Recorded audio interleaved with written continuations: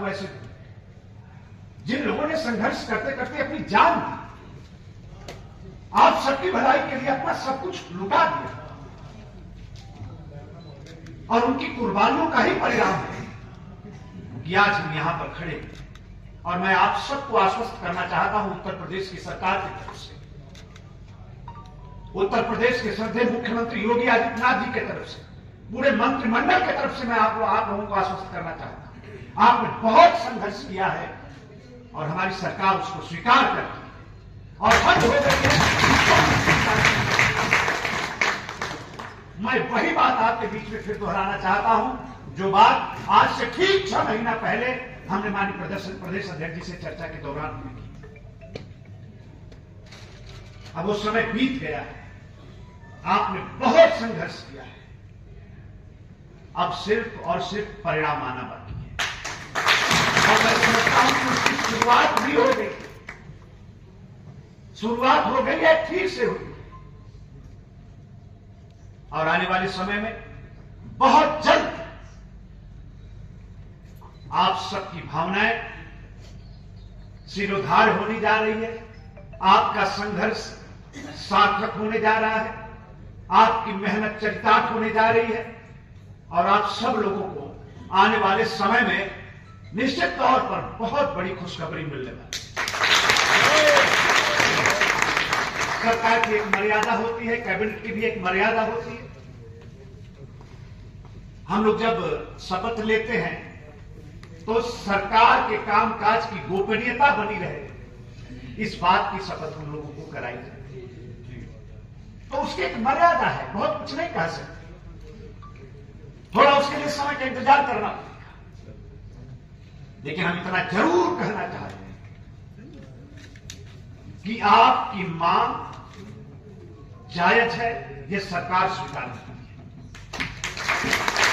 आपका संघर्ष जायज था और है, इसको भी हमारी सरकार स्वीकार करती है।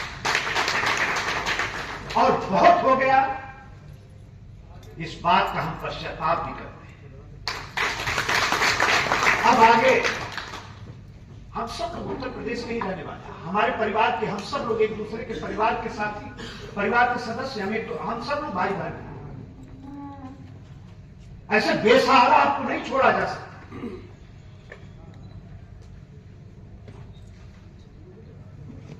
और इसलिए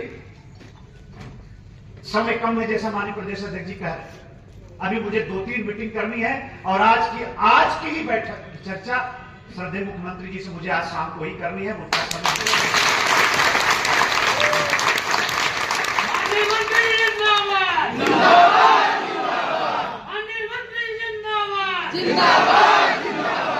शाम को 6 बजे मेरे विभाग की एक समीक्षा बैठक है श्रद्धेय मुख्यमंत्री जी के साथ। आप श्रम और सेवा योजना सुनते हैं, लेकिन मेरे पास एक और विभाग है, समन्वय विभाग,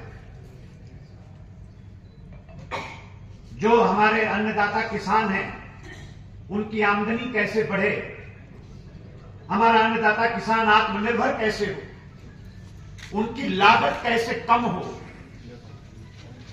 देश और दुनिया की बाजारों के साथ हमारे किसानों की उपज को कैसे जोड़ा जाए, तकनीकी के साथ कैसे हमारे किसानों को जोड़ा जाए, इन तमाम विषयों पर हमारा समन्वय विभाग काम करता है। आज उसकी समीक्षा बैठक श्रद्धेय मुख्यमंत्री जी ने 6 बजे शाम को बुलाई है, तो अच्छा अवसर भी है, इसी बहाने मैं आप सब लोगों की भी बात करूंगा, आपकी मीटिंग की भी बात करूंगा,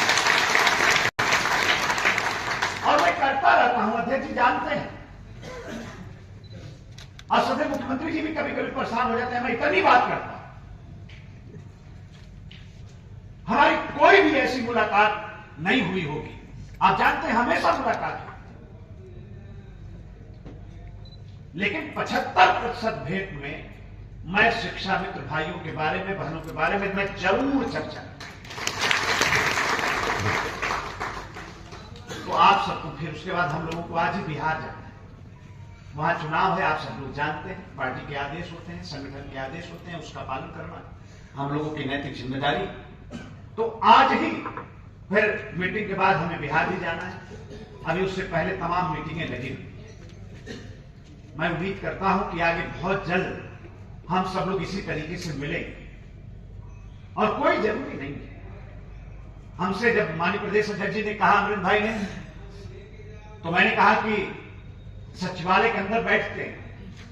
पहले हमने मीटिंग तय की, बगल में बापू भवन है, वहां का एक सभागार है। फिर बाद में मेरे मन में आया ये तिलक हाल बहुत ऐतिहासिक है, ये सभागार मामूली सभागार नहीं। इसी मंच पर जहां माननीय प्रदेश अध्यक्ष जी बैठे हैं, हमारे संगठन के तमाम पदाधिकारी बैठे हैं, इस मंच पर देश के प्रधानमंत्री बैठ चुके हैं और इस मंच पर राष्ट्रपति महोदय बैठ चुके हैं। माननीय मुख्यमंत्री तो हर माननीय मुख्यमंत्री इस मंच पे जरूर आते हैं, पूरा मंत्रिमंडल यहां बैठता है, गंभीर विषयों पे यहां चर्चा होती है। तो हम लोग तो ऊपर वाले को मानने वाले लोग हैं, स्थान समय का बहुत महत्व होता है और इस स्थान पर बैठकर संगठन ने जो इतनी लंबी लड़ाई लड़ी